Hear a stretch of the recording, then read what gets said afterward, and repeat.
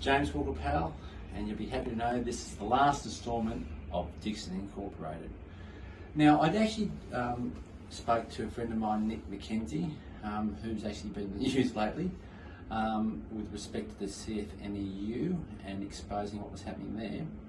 And he said, James, it's a pretty good story, but no one really cares about financial plans, which is pretty true. However, if you're in small business, you may care, because if, let's say if you're a builder, will builders be asked to actually kick the can for such debacles as the Opal Towers or the Mascot Towers? Is the government going to ask them to kick the can for that? If you're a lawyer, is the government going to be asking people to actually kick the can, or kick the lawyers, kicking the can for wrongful imprisonment? Or even the journalist, let's say defamation, an ABC defamation person, okay? Will all the journalists be levied to kick the can for a defamation case? What do you reckon, Phil?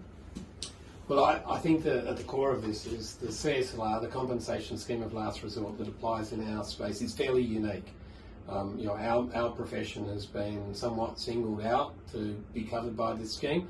I should say that mortgage brokers are in the scheme as well, so they are equally caught.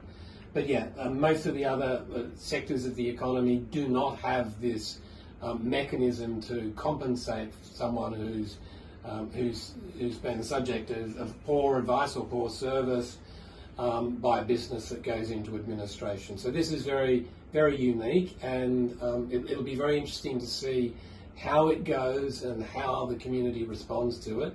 No doubt many people will say, well, as long as these poor consumers get compensated, then all great. But of course there is a consequence in this model. It's industry funded, so it's financial advisors that are going to have to pay. There you go, folks. Okay, we'll see what happens. Cheers.